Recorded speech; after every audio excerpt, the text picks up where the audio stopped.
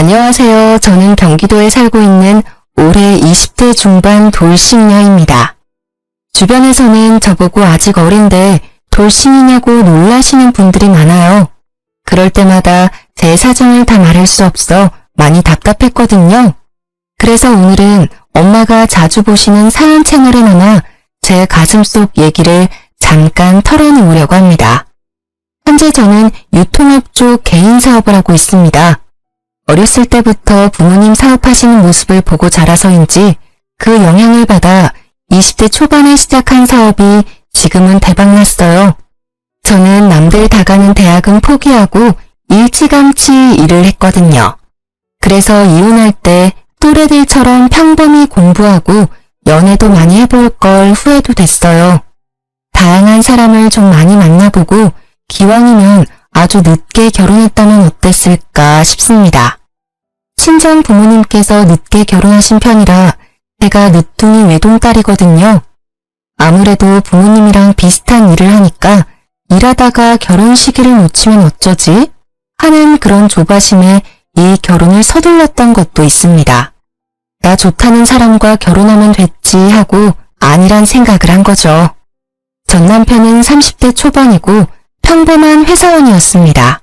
무엇보다 결혼이 아무런 장애물 없이 성사된 건 시댁 어른들 성품이 좋아서였어요. 10월드도 일절 없고 제게 터치도 없으셨죠. 정말 쿨하고 멋진 분들이셨습니다. 아가, 너는 어쩜 그리 매사에 똑 부러지고 야무지니? 이렇게 젊은 나이에 성공했는데 절대 흐트러지지도 않고 반듯한 모습이 참 멋있구나. 어느 정도 나이가 든 우리가 봐도 너무 존경스러워. 사돈어른들께서 키우면서 얼마나 자랑스러우셨을까. 이런 딸을 시집 보내시느라 굉장히 서운하셨을 것 같아. 내 친구들도 엄청 부러워한단다. 어쩜 이렇게 예쁜 며느리 얻었냐고 말이야. 여보도 그렇지 않아요? 말해 뭐해.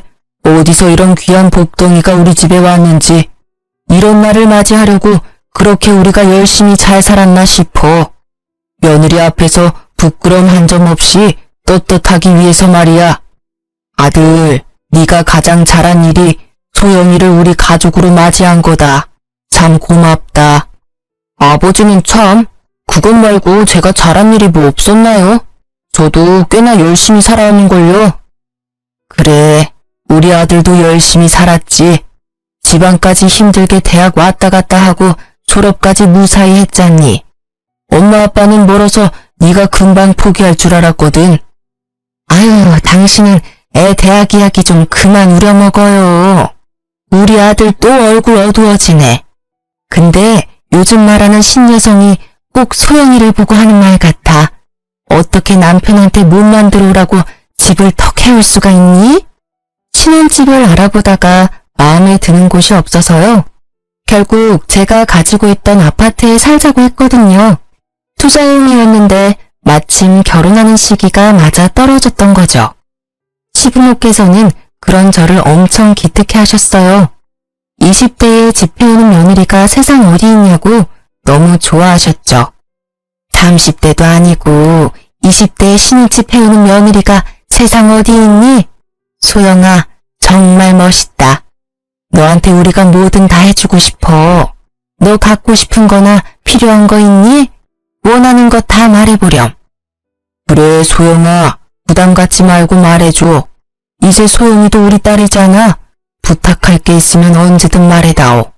아유, 우린 이제 너네 알콩달콩 예쁘게 살면 더는 소원이 없다. 아이, 저는 지금도 충분해요. 딱히 갖고 싶은 것도 없고 당장 필요한 것도 없어요. 정말 말씀만으로도 감사합니다. 에이, 편하게 말해보라니까. 그러면 나중에 혹시라도 남편이랑 싸우면 어머님, 아버님께서 제 편 들어주시겠어요? 저는 장난 반 진심 반 시부모에게 말했죠. 그래, 약속하마. 당연히 토끼 같은 우리 며느리 편 들어줘야지. 혹여라도 내 아들이 널 힘들게 하거나 서운하게 하면 내게 꼭 말해라. 너 대신 혼내줄 테니. 나중에 정말 그 약속을 지켜주셨냐고요? 제 얘기 끝까지 들어보시면 아실 거예요. 시부모님이 어떤 분들인지요. 시부모의 말에 남편은 급속도로 얼굴이 어두워지더라고요. 평소에 남편은 자기 부모님이지만 시부모를 대하기 조금 어려워하는 경향이 보였어요. 들어보니 시부모는 명문대를 나왔고 남편이 꼭 같은 동문이기를 바라셨대요. 공부에 뜻이 없던 남편은 시부모께서 비싼 과외와 학원을 보내줘도 성적이 오르질 않았다네요. 결국 남편은 본가가 서울인데 지방까지 가서 대학을 다녔다고 해요. 그랬어도 시부모는 한 번도 질책한 적은 없으셨다 합니다. 하지만 남편은 그런 점이 오히려 더 숨막힌다고 말했었죠. 그런데 제가 더 숨막혔어요. 남편은 툭 하면 제게 너는 대학 안 나왔잖아 라는 말을 하며 결혼 생활 내내 자격지심을 부렸거든요. 그날도 마찬가지였죠. 하여튼 우리 어머니 아버지라지만 존경심이 1도 안 들어. 너도 보면 혼자 칭찬받는 거 은근히 즐기더라. 그럴 때 네가 너스레 좀 떨면서 남편 칭찬하면 좀 좋아? 집 하나 해왔다고 아주 어깨가 으스대는 꼴하고는. 아니 자기는 내가 뭘 했다고 말을 그런 식으로 해? 좋게 밥 먹고 와서는 왜 짜증이 나는지 모르겠다. 어머님 아버님께서 며느리 그 정도 칭찬도 못하실 일이야? 세상에 서로 미워하는 고부관계 천지야. 날 좋아해 주시고 예뻐해 주시니 얼마나 천운이야. 당신은 내가 시댁이랑 사이 좋은 게 싫어? 너 바보냐? 우리 부모님 대놓고는 못 그러시니 은근히 너 앞세워서 나 무시하시는 거잖아. 넌 그게 안 느껴져? 어? 무슨 말이야 그게. 내가 지방에 있는 대학 나오고 별 볼 일 없는 회사원이라서 아직도 실망이 큰 거지. 외동아들이 당신들처럼 명문대 나오고 그럴듯한 집안이랑 결혼할 줄 알았을 거야. 근데 겨우 작은 사업하는 여자애랑 결혼했으니 얼마나 속이 타겠어. 너 볼 거라고는 어쩌다 마련한 자가랑 어린 것뿐이잖아. 우리 부모님 앞에서는 너 칭찬하는 척 뒤에서 분명 호박씨 깔걸? 그니까 푼수처럼 너무 좋아하는 티 내지 말라고. 지방대 나왔다고 무시할 분들 전혀 아니시잖아. 당신 무섭다. 자격지심이 너무 심한 거 아니야? 어떻게 자기네 부모님을 그런 식으로 매도해? 그리고 뭐? 겨우 사업하는 어린 여자애라니. 날 여태껏 그렇게 생각해온 거야? 난 어머님 아버님한테 따뜻함을 느꼈어. 나 칭찬해 주신다고 무조건 좋은 게 아니라 선한 분들이라는 걸 눈빛만 봐도 알겠다고. 근데 당신은 결혼하고 왜 이 모양이니? 예전엔 아니랬잖아. 자격지심? 뭘 알고 떠들어대. 하긴 대학도 안 나온 네가 뭘 알겠냐. 대학 문턱도 안 밟아본 네가 이해할 수 있는 부분이 아니겠지. 시댁 식구들을 만나고 오면 기본 일주일은 그렇게 냉전이었어요. 대학 안 나온 건 사실이니까 그 부분은 무시해도 뭐라 반박도 못하겠더라고요. 오히려 저는 결혼하고 1, 2년은 엄청 싸웠다는 부모님 말씀을 듣고 참아보려 했어요. 어쩌면 제가 놓치고 있는 남편의 상처가 있나 유심히 살폈죠. 처음에는 찾아서 보듬어주고 싶었거든요. 그땐 정말 사랑했으니까요. 그런데 남편이랑 자꾸 부딪히는 상황이 생길 때마다 그냥 포기하고 싶더라고요. 여보, 한간에 못 보던 운동화가 있네? 하여튼 눈썰미는 좋다니까. 새로 샀어. 30만 원 더 얹어서 리셀가로 겨우 구매했지. 내가 구한다고 얼마나 개고생했는지 몰라. 리셀가? 아니, 겉보기에는 그냥 평범한데 저걸 30만 원이나 더 줘서 구매한 거야? 왜? 세상에 널린 게 운동화잖아. 왜긴 왜야. 널린 게 운동화지만 내 마음에 드는 건 그렇게 많지 않으니까 샀지. 뭐야 당신. 잔소리 하려면 그만둬. 각박한 세상에 내 유일한 취미이자 힐링이니까. 게다가 운동화로도 재테크 가능해. 나중에 나도 되팔면 오히려 이득이라고. 그치만 당신 전부 신지도 못하는 운동화를 너무 많이 사는 것 같아. 난 당신이 다시 되파는 것도 본 적이 없는걸? 신발이 신발장에도 가득하고 뜯지 않은 신발 박스도 집안 한가득 있잖아. 예쁘게 신고 다니면 내가 말도 안 해. 너무 많으니까 감당도 안 되잖아. 말이 나와서 말인데 당신 저축은 따로 하고 있는 거 맞아? 운동화뿐만 아니라 전자기기도 새로 나오면 구매하잖아. 우리 결혼했어. 아이도 언젠가 생길 텐데 이제 젊었을 때처럼 갖고 싶은 거 사고 싶은 거 마냥 다 살 수 없잖아. 노후를 위해서라도 같이 돈 모아야지. 나 슬슬 걱정돼. 아이씨, 잔소리하지 말라니까. 야, 내가 너보다 살아도 훨씬 더 살았어. 덧없는 인생, 순간의 즐거움에 충실해야 한다고.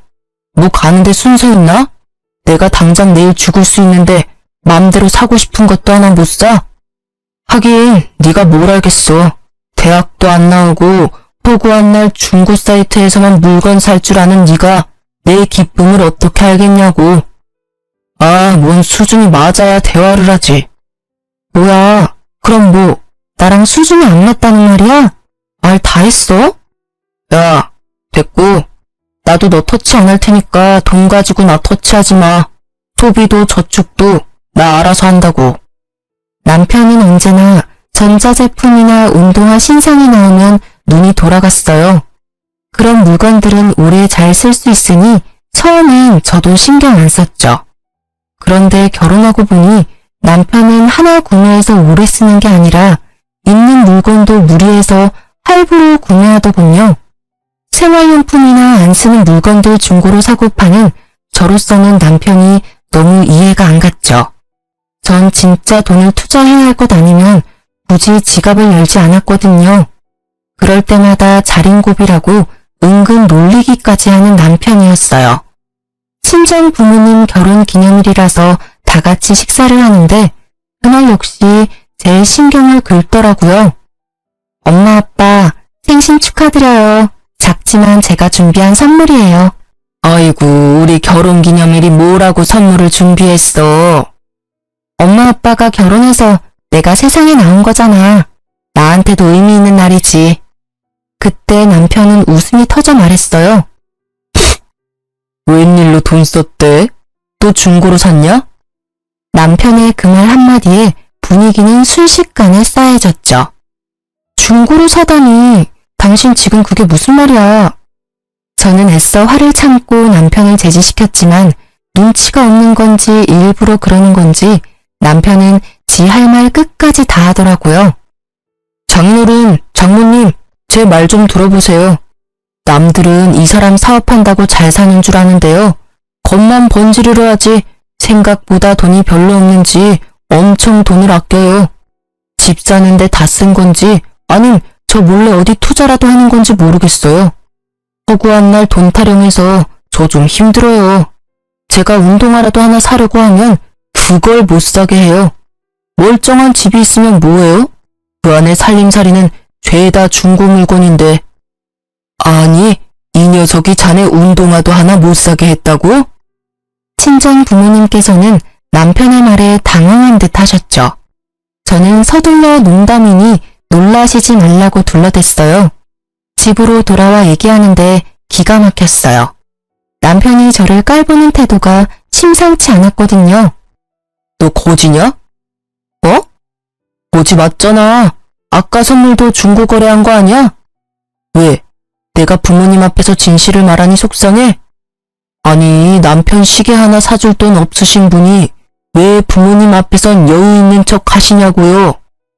자기 설마 그때 나한테 시계 사달라고 한 거 지금 내가 그거 안 사줬다고 이러는 거야? 너 애야? 갖고 싶은 거 못 가졌다고 장인 장모 앞에서 그게 뭐하는 행동인데? 남편이 얼마 전에 다음 달 월급 받으면 준다고 제게 시계 좀 예약 구매 좀 해달라고 했어요. 근데 제가 딱 잘라 거절했거든요. 아니, 경제적인 부분 터치 일절하지 않고 각자 알아서 하기로 한 지가 불과 며칠 전인데요. 벌써 무얼 사겠다고 제게 돈을 빌리려는 모습이 너무 한심해 보이잖아요. 그랬더니 그 일로 되게 화풀이 했던 거였어요. 너 때문에 결국 스마트워치 예약 구매 못했잖아. 예약 구매를 해야 빨리 받을 수 있고 사은품도 있는데 말이야. 애초에 그 나이 먹고 수중에 그 정도 돈도 없는 게 말이 돼? 그게 더 문제야.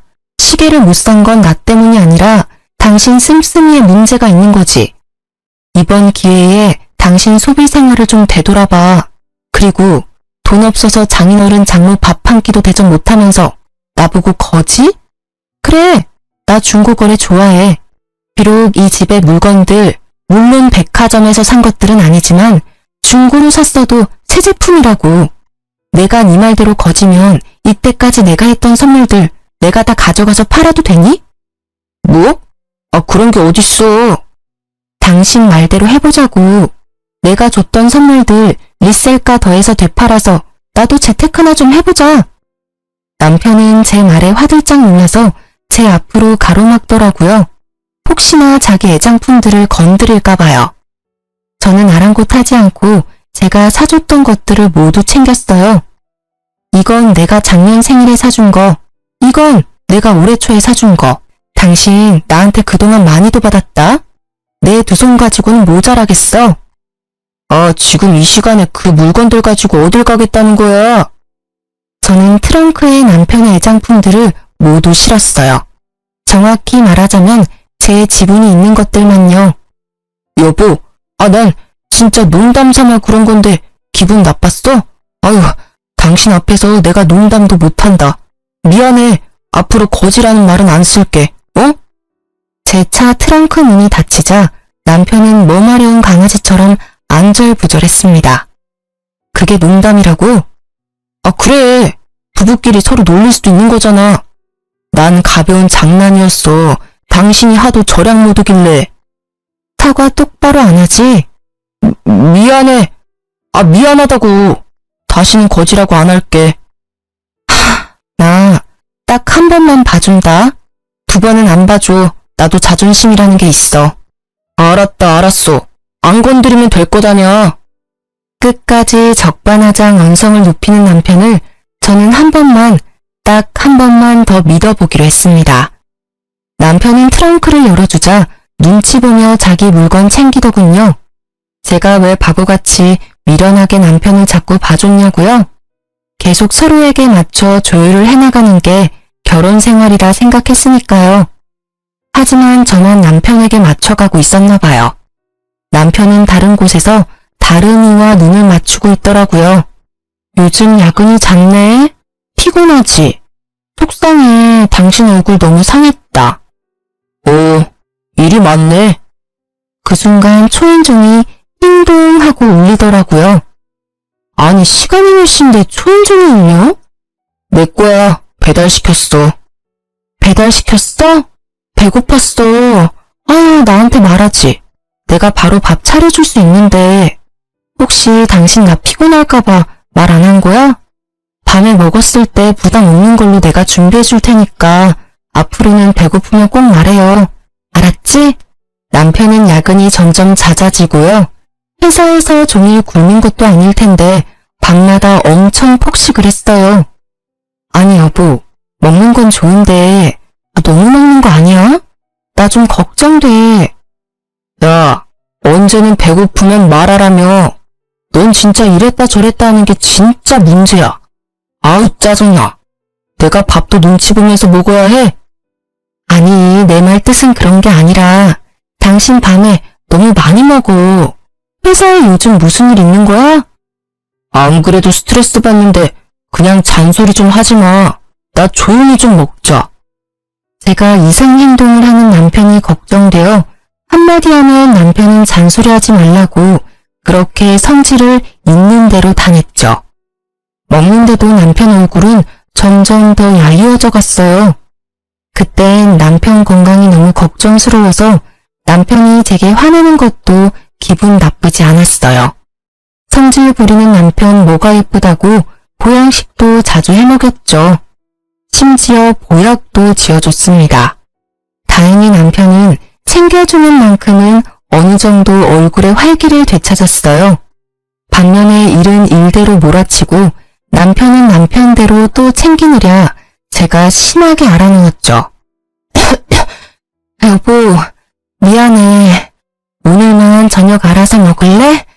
그리고 너무 미안한데 나 죽 좀 배달시켜줘. 도저히 죽날 힘도 안 나. 알겠다, 알겠어. 미리 좀 말하지 그랬냐? 그럼 밖에서 먹고 들어왔을 텐데. 밥도 안 주면서 심부름 시키기는. 미안해, 부탁 좀 할게, 응? 골골거리는 제게 남편은 어디 아프냐고 물어보지도 않았어요. 저는 화낼 힘도 안 나서 그대로 약을 먹고 기절했죠. 일어나 보니 남편은 혼자 거실에서 치킨에 맥주를 마시고 있더라고요. 핸드폰 보면서 뭐가 그렇게 좋은지 해실거리면서요. 여보, 치킨 먹는 거야? 차라리 밥을 시켜 먹지. 걱정스러워 한마디 건넸는데 남편은 웃음기가 싹 사라지고 정색했어요. 어우, 징글징글해. 야, 너는 아픈 와중에도 잔소리하고 싶냐? 들어가서 더 자. 아까 밥도 안 먹고 약 먹었더니 속이 너무 쓰려서. 죽은 냉장고에 있지? 죽? 아까 내가 죽 좀 주문해달라고 부탁했잖아. 아, 너 자길래 안 시켜도 되는 줄 알았지. 뭐? 아, 내가 주문해달라고 부탁했잖아. 왜 성질이야? 아픈 거 맞아? 소리 지를 힘은 남아있나 보네. 밥에 물 부으면 죽 아니야? 대충 커피포트 물 끓여서 밥 말아 먹어.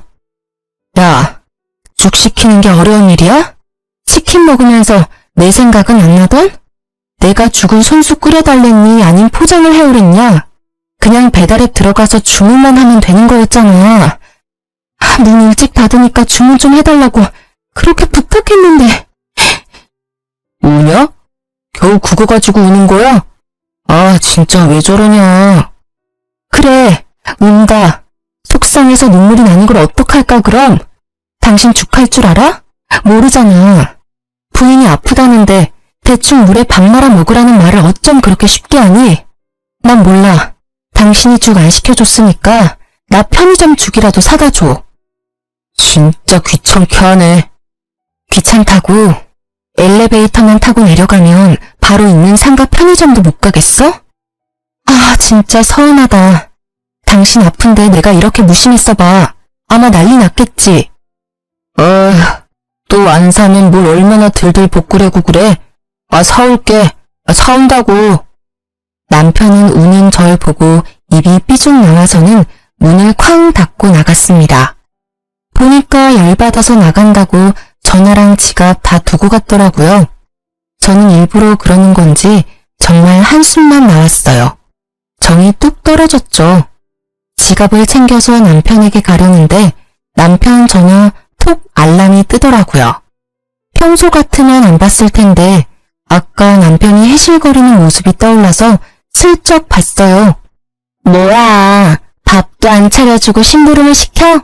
지가 상전이야? 당신 부인 정말 웃긴다. 불쌍한 우리 자기, 내가 보듬어주고 싶다. 한여름이었는데 그 톡을 보자 온몸이 바들바들 떨리더라고요. 의심할 여지도 없이 바람 피우는 듯한 문자였지만 저는 다시 전화와 문자 내역을 살폈어요. 남편이 전자기기를 좋아한다고 했었잖아요. 스마트폰도 몇 개 가지고 있었는데 자세히 보니 원래 쓰는 전화가 아니더라고요. 뭘 이렇게 대놓고 바람피는 걸 들키지 했는데 나름 세컨드폰까지 따로 쓰고 있었던 거예요. 저는 다시 없는 기회라 생각하고 열심히 내역들을 제 전화로 찍었어요. 아파서 머리가 핑핑 도는 와중에도 정신력을 붙잡으며 바람피는 증거를 수집했죠. 그동안 남편이 야유어간 것도 체력이 없었던 것도 다 밖에서 바람피고 딴짓하느라 그런 거였더라고요. 피가 거꾸로 솟는 기분이었어요. 상간녀랑 재미 보는지도 모르고 제 손으로 남편 보양식도 해먹이고 보약도 해먹였으니까요. 더 열받는 건 바람피는 남자는 보통 본인이 찔려서 조강지처한테 과하게 잘해준다고 하잖아요. 저희 남편은 전혀 그런 게 없었거든요. 그 와중에도 그런 게 괘씸했습니다. 여보세요? 거기 흥신소죠? 남편 바람피는 상대에 대해서 알아내고 싶은데요. 네, 돈은 상관없어요. 난생 처음 흥신소라는 곳도 이용하고 제 나름 큰 지출을 했어요. 이러려고 열심히 돈 벌었나 했네요. 의뢰하니 남편이 바람난 상대는 같은 회사 여직원이었습니다. 심지어 이분여라 저는 한동안 할 말을 잃었습니다. 그러다 기가 막힌 타이밍으로 제게 연락 한 통이 왔는데요. 바로 상간녀 남편의 전화였습니다. 여보세요? 김상욱 씨 부인분 맞으신가요? 네, 그런데요. 저 그때 한번 뵌 적 있는데요. 상욱이 회사 동료 땡땡땡입니다. 제가 누군지 잘 기억은 안 나는데요. 안녕하세요. 어쩐 일이시죠? 다름이 아니라 놀랍게도 남편은 자기 친한 동료의 부인과 바람이 난 거였어요. 저와도 인사를 한번 했던 동료분이시더라고요. 상간녀와 제 남편이 참 대담하고 짐승 같은 게요. 같은 회사 바로 옆에서 그분 바보 만들고 바람을 핀 거잖아요. 상간녀의 남편은 저보다 더 비참했을 거라 생각들더군요. 바람 피는 걸 저보다 일찍이 한 그분은 증거를 많이 수집했어서 저에게 공유해 주셨어요. 되짚어보니 저희 결혼식에 부부로 참석했었던 기억이 나더라고요. 도대체 이것들이 언제부터였는지 무화가 치밀어 오르더라고요. 곧 상간녀와 남편이 여행 간다는 정보를 알게 되어 저는 상간녀의 남편과 같이 현장을 덮치기로 했어요. 시부의 환갑 여행을 남편이 일 때문에 못 간다고 제게 부탁했었는데 상간녀랑 여행 가는 것도 그 날짜였습니다.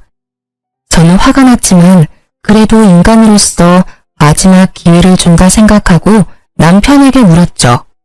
이미 뭘 해도 저랑은 끝이었지만 자기 부모에게 못 볼 걸 보여줄지 말지를 결정하는 거였죠. 진짜 환갑여행 나랑 어머님 아버님만 가? 당신은 진짜 못 가는 거 맞아? 꼭 회사에서 그날 자기가 필요하대? 아니 한 번뿐인 행사인데 말이야. 웬만하면 미루고 당신도 같이 가면 안 되는 거냐고. 야, 너가 모시고 가기로 했잖아. 이미 예전에 상의 끝난 걸 뭘 또 물어? 아니, 난 혹시나 해서. 나 진짜 못 가. 그날 엄청 중요한 출장이라고. 내 인생이 걸린 날이야. 가만 보니 당신 우리 부모님 앞에서 아양 떨 때는 언제고 막상 시부모랑 셋이 여행 가려니까 아주 앞이 캄캄하지? 그래, 인생이 걸렸겠지. 아, 바쁜 자기 대신 시부모 모시고 여행 가는 부인한테 당신은 그게 지금 할 소리야? 죽어도 고맙다는 말은 빈말이라도 절대 안 하지? 저거 봐. 내가 너 생색 낼 줄 알았다. 너 이렇게 두 얼굴인 걸 우리 부모님이 아시면 아주 깜짝 놀라실걸? 어쩜 우리 부모님 앞에서만 착하고 바른 며느리 이미지 메이킹을 잘해놨는지. 너도 참 대단하다 대단해. 신랑 출장 가는데 앞길 막으면서 징징거리지 마. 그래? 그렇단 말이지. 알겠어. 뭐 어머님 아버님은 내가 모셔야지. 남편은 그날이 자기 인생에서 너무 중요한 날이라며 한사코 안 된다고 거절하더군요. 결국 저는 시부모에게 연락했어요. 전화로는 다 설명도 못해서 뵙고 말씀드릴 게 있다고 했죠. 제 심상치 않은 분위기를 어떻게 또 느끼셨는지 시부모께서는 긴장 상태셨어요. 아가, 무슨 일이 있니? 얼굴에 수심이 가득하다. 혹시 네 남편이 무슨 사고라도 친 거니? 시부모께서 다정하게 물어오자 저는 그만 그동안 서름이 한꺼번에 터졌습니다. 어머님, 아버님, 저 어떡해요? 정말 억울해요. 너무 화가 나요. 자초지종 시부모께 남편이 그동안 저를 대했던 행실과 바람 피우는 것까지 얘기하니 시부모께서는 펄쩍펄쩍 뛰시더라고요. 여행도 다 취소하시고는 본인 아들 괘씸하다고 현장을 같이 덮치자 하시더라고요. 낳기는 내가 낳았지만 정말 난 그런 쓰레기로 키운 적 없단다. 바르게 키우려고 노력했는데 어떻게 짐승보다 못한 짓을. 어쩜 좋니 소영아. 미안하다. 어휴, 내 자식이지만 검디검은 저 속내를 모르겠다. 참 소영이 네 앞에서 면목이 없구나. 너 이런 일을 당하게 해서 우리가 너무 미안하단다. 이미 저 자식은 돌이킬 수 없는 강을 건넜으니 이혼은 막을 수도 없고 기왕 이렇게 됐으니 여보, 소영이 속이라도 풀리게 우리가 도와줍시다. 그렇게 시부의 환갑날, 시부모와 함께 저는 남편이 바람을 피우는 현장을 덮쳤어요. 호텔방 문을 상간녀가 열었는데 아무렇지 않게 들어오라고 하더군요. 들어오세요. 샤워 가운을 입고서 전혀 당황하지도 않는 상간녀의 태도에 저와 시부모는 기가 차서 어떤 말도 못했어요. 저는 말 대신 그 모습을 사진에 담았죠. 미쳤어요? 지금 뭐 하는 거예요? 뭘 찍는 거냐고요? 뭐라긴요. 당신 그 더러운 추태를 증거로 남기는 거죠. 증거? 웃겨라 정말. 누가 눈 하나 깜빡한다고 협박이야. 원래부터 저 사람 제 남자였어요. 어머님 아버님 모르셨겠지만 제가 먼저였다고요. 제가 이제 두 분 모실 테니까 이 어린 기집의 말에 이제 휘둘리지 마세요. 상간녀는 본인이 비련의 여주인공이라도 된 듯 굴었습니다. 시어머니께서는 더 이상 못 들으시겠는지 베개를 들고 상간녀를 이리저리 때리셨죠. 이게 무슨 짓이에요? 말로 하세요, 말로. 이 못된 것, 뭘 말로 해? 너같이 가정 파탄 내는 것들은 말로 해서는 안 돼. 어디 감히 우리 귀한 소영이를 함부로 말해? 이 천하의 죽이년, 이 천한 것! 그때 화장실에서 콧노래를 부르며 나온 남편은 저와 시부모를 발견하고는 그대로 주저앉더군요. 다들 여기 어떻게? 시부께서는 새하얗게 질린 남편을 일으켜서는 있는 힘껏 남편의 뺨을 정통으로 날리셨죠. 아버지, 저 죽어요. 왜 이렇게 세게 때리세요? 내가 한 번이라도 널 때린 적이 있니? 네가 아무리 잘못했어도 한 번도 네 몸에 손댄 적 없다. 근데 좀 후회가 돼. 때려서라도 바른 인간으로 키웠어야 하는데 부인 두고 바람이나 피우는 대단히 멍청하고 파렴치한으로 내가 키웠어. 진정하세요. 소영이 제가 얼마나 사람 홀리는 여우인 줄 아세요? 야, 너 여기가 어디라고 우리 부모님까지 모시고 와. 뭐? 여우? 이 상황에서까지 내 욕을 하네? 잘못했다고 빌지는 못할 망정 말이야. 너 내가 결혼 생활 동안 얼마나 귀한 대접 해줬니? 바람 피느라 기빨려서 그런 건 줄도 모르고 어디 몸이 안 좋나 싶어서 비싼 보약에다 각종 보양식까지 해줬어. 그런데 뒤에서 이런 더러운 짓거리를 하고 있었어? 야, 넌 좀 입 다물어. 네가 끼어들 자리가 아직도 보여? 그러게 말이야. 얘, 어리다고 어른들이 욱쭈쭈 해주니까 천분이 세상 같았지? 이 사람은 지옥이었대. 나 만나 겨우 천국 만난 거지. 우리 정말 사랑하고 있어. 그러니 방해 말고 꺼져. 어머, 감히 니까짓 게 뭔데 내 며느리, 아니 내 딸한테 함부로 말해? 에잇, 너나 썩 꺼져라. 시모가 제 편을 드신다고 상간녀의 머리채를 잡고 이리저리 흔들자 남편은 시모를 거칠게 떼놓고 말했어요. 어머니, 그만하세요. 이 사람 안 그래도 머리숱 소중한데 그렇게 쥐 뜯어버리면 어떡해요? 자기, 괜찮아? 난 괜찮아. 어머, 내 머리카락 몇 개가 빠진 거야? 난 몰라. 어머님, 정말 너무하시네요. 누구 보고 어머니래 저 미친 게. 그리고 너, 이 자식 어디 엄마를 있는 힘껏 밀쳐? 어이 참, 그만하시라고요. 제 말 좀 들어보세요. 아버지, 이렇게 호텔방에서 소개시켜드리고 싶지 않았는데요. 기왕 이렇게 된 거 정식으로 소개해드릴게요. 이 사람 엄마 아빠랑 동문이에요. 명문대 나왔다고요. 제가 못해드린 효도 이 사람이 대신 해줄 거예요. 대학도 못 나온 지금 며느리보다 연륜도 있고 같은 학벌인 이 사람이 훨씬 낫잖아요. 제가 하고 싶은 사업도 밀어주기로 했어요. 짠순이처럼 허구한 날 돈 타령하는 저 기집애랑 차원이 다르다고요. 그러니 엄마 아버지 오늘 모습은 못 봤던 걸로 해주시고 이만 돌아가 주세요. 저희한테는 오늘이 의미 있는 여행이에요. 첫 번째 결혼은 저런 수준 떨어지는 애랑 생각 없이 해버렸지만 두 번째 결혼 생활은 저 정말 자신 있어요. 이 사람이랑 행복하게 효도하면서 살 거예요. 아, 어리다고 다 좋은 게 아니었어요.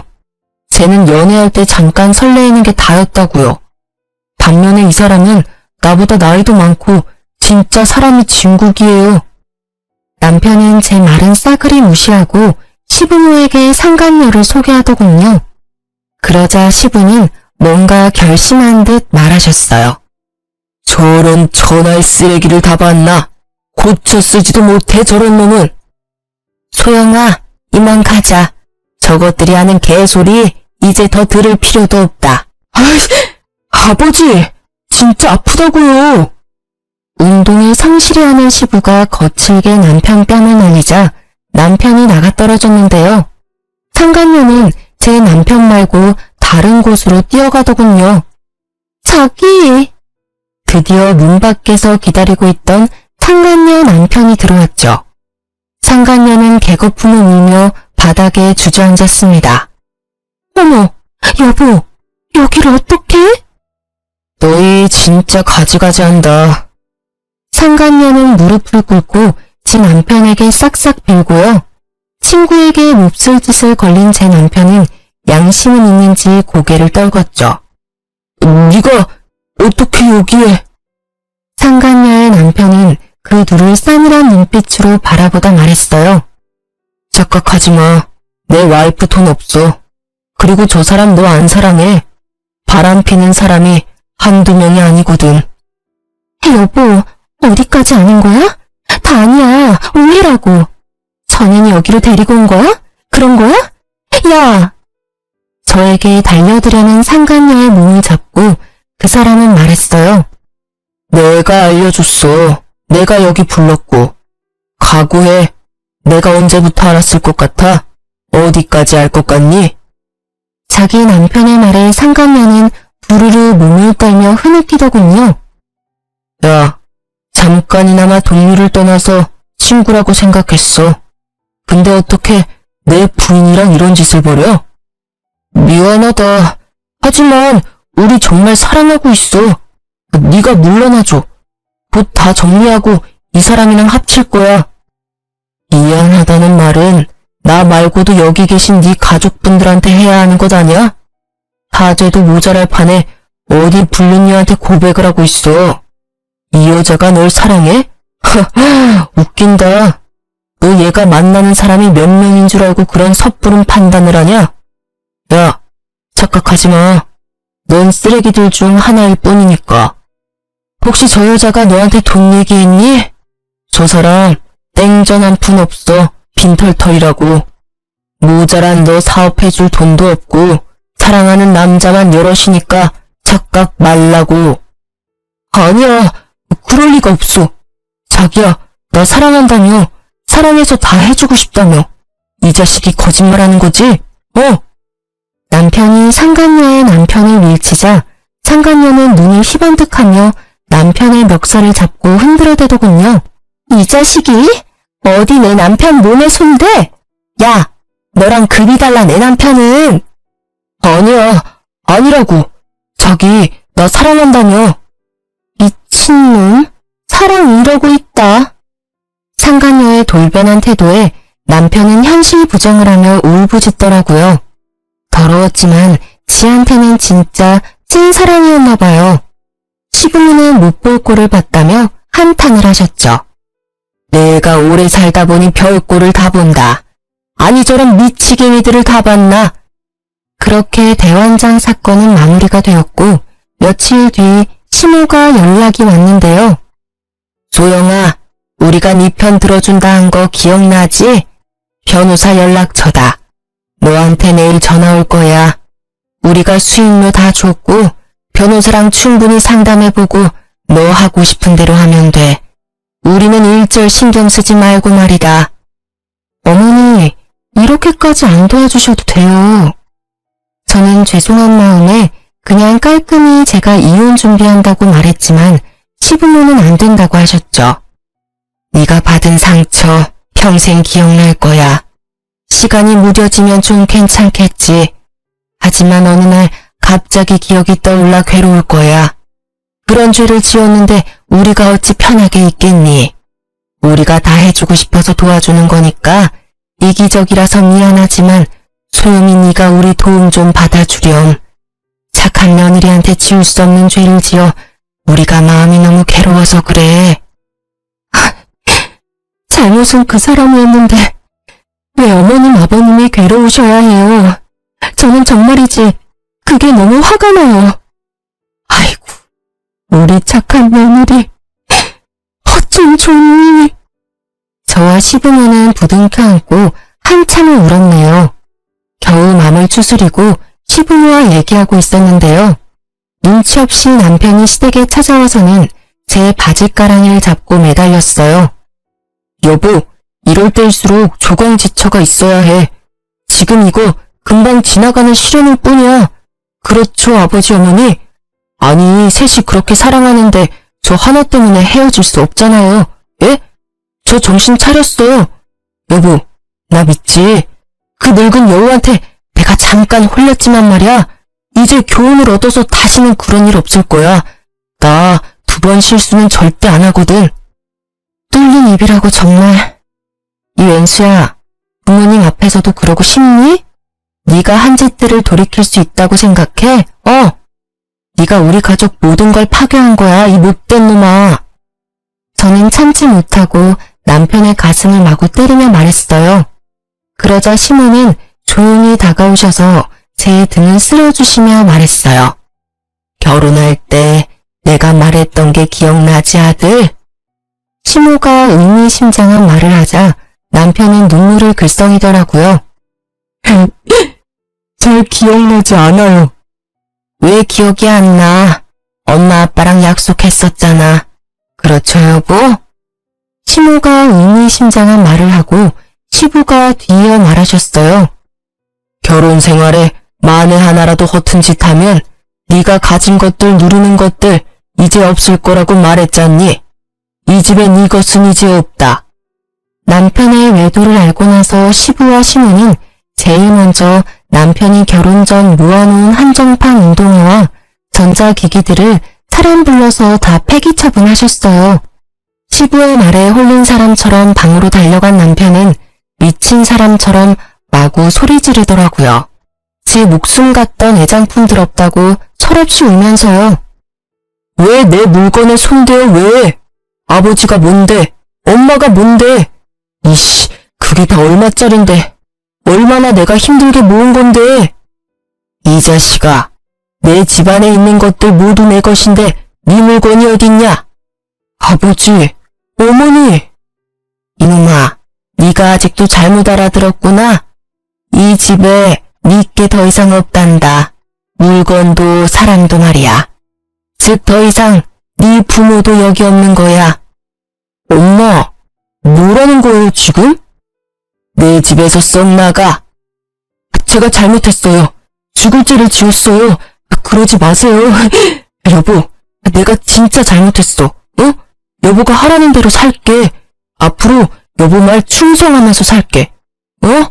여보가 좀 우리 엄마 아빠 말려봐. 여보 말이라면 다 들어주실 거란 말이야. 미안하지만 역겨우니까 여보라고 부르지 말아줄래? 어머님 아버님 뜻이 그런데 내가 뭘 어쩌겠니. 맨날 나보고 아양 떤다고 뭐라 하더니. 울며 불며 질척거리는 남편을 시모와 시부는 호적에서 팔 거라며 그대로 집 밖으로 쫓아냈습니다. 저도 시부모의 말에 조금은 어안이 벙벙했어요. 제 편을 들어줄 줄은 알았지만 친아들에게 그 정도까지 하실 줄은 몰랐거든요. 시부모께서는 제게 충분히 눈물의 사죄를 하셨으니까요. 따지고 보면 남편의 바람이 시부모 잘못은 아니잖아요. 그 뒤로 시부모께서는 진짜 빈말이 아니라 아들을 절대 용서할 수 없다며 연을 끊으셨어요. 남편은 그동안의 더러운 짓거리들이 다 소문이 나서 풍기물량죄로 다니던 회사에서도 잘렸어요. 물론 상간녀와 나란히요. 상간녀의 남편에게 들어보니 본인은 소송 기간이 굉장히 길어질 거라고 하더군요. 그 여자는 제 전 남편을 비롯해 자기보다 젊은 남자들만 골라서 바람을 피웠는데요. 그래놓고는 진짜 사랑한 자기 남편이라고 놓아주지도 않는데요. 저보다 더한 고통에 빠진 상간녀의 남편이 어서 이혼하고 행복해지길 여러분이 응원해주세요. 어느 날 제 전 남편은 회사에서도 잘린 후 일도 안 하는지 거짓골로 제게 찾아왔어요. 정말 폐인이 다 됐더라고요. 처음엔 얼굴 보고 알아보지도 못해서 목소리 듣고 알았어요. 누구세요? 소영아, 나 돈 좀 빌려줄 수 있니? 내가 며칠째 밥을 못 먹었어. 저 어리다고 무시하고 또 사업한다고 유세 떤다 무시하던 전 남편은요. 제 사업장까지 찾아와서 돈을 구걸하더라고요. 막상 제 사업 규모 보고 놀랐는지 갑자기 돌변해서는 소영아, 우리 다시 어떻게 잘해보면 안 되겠니? 나 진짜 이제 변했어. 너 여기 혼자 감당돼? 내가 여기 일 좀 도와줄게. 그럼 예전처럼 다시 엄마 아빠랑 나도 사이 좋아지고 서로 좋은 일 아니겠어? 아, 그게 무슨 개소리야. 허구한 말 나 깔보더니 막상 눈으로 보니까 내 것들도 탐나? 또 기생충처럼 나한테 기생하게? 야, 꿈도 꾸지 마. 그리고 한 번만 더 찾아오면 경찰에 신고할 테니까 그렇게 하라. 쪽팔리게. 아니, 네가 웬만큼 쓰레기여야지. 속도 겉도 다 쓰레기꼴로. 그게 뭐니? 일은 아예 안 해? 이거 먹고 떨어져. 당장 꺼지라고. 제가 5만 원을 전 남편 얼굴에 던지자 전 남편은 쭈뼛거리며 비굴하게 5만 원을 집어들었어요. 노숙하고 다니는지 냄새도 엄청 났거든요. 저는 직원들에게 탈취제를 뿌리라고 주고는 뒤돌아섰죠. 내가 만난 사람의 처절한 밑바닥을 마주하니 한 번 더 속이 쓰렸죠. 이제는 남이지만 제 전 시부모는 짐승 같은 아들과 연을 완전히 끊고 제 앞날을 더 걱정하셨죠. 도영아, 넌 아직 젊고 능력 있어서 더 잘 될 거야. 지금껏 그래왔던 것처럼 앞만 보고 달리렴. 넌 더 좋은 사람 만날 거야. 그렇게 가끔 안부 인사도 나누곤 했는데 이혼이 다 마무리되니 더 이상 연락을 하지 말자고 하시더라고요. 제 앞날에 더 이상 걸림돌이 되고 싶지 않으시다고요. 저 참 많이 울었어요. 이혼했으니 어쩔 수 없이 그게 순리인 건데 말이죠. 제가 그 전에 못해줬던 신혼집 대신이라고 사무실도 하나 제 이름으로 계약해 주셨어요. 그리고 또 전 남편이 찾아올까봐 걱정도 되셨나 봐요. 제가 사업이 잘 되기는 했어도 사무실은 가격 때문에 좀 외진 곳에 있었는데요. 좋은 시부모님 덕분에 땅값 걱정 없이 월세 걱정 없이 지금 좋은 곳에서 제 사업 열심히 번영시키고 있어요. 일하느라 바쁘게 살아서 이혼 후에 큰 후유증은 안 남았네요. 돌이켜보면 결혼 생활 내내 좋았던 건 전부 시부모님이랑 함께한 기억이더라고요. 전 남편은 제 기억 속 평생 원수이겠지만 그 원수 덕에 귀인을 또 만난 거라 참 복잡 미묘해요. 전 남편은 술에 의존하고 살고 있다던데 그놈은 정말 더 큰 벌 받아야 해요. 자기 가정 파탄내고 남의 가정까지 파탄냈으니까요. 상간녀는 얽힌 집안만 몇 개라 소송으로 알거지가 됐다는 소문을 마지막으로 들었습니다. 제발 끼리끼리 붙어먹고 착한 사람들 피해주지 않고 살기를 바래요. 제 긴 사연을 같이 들어주셔서 감사합니다.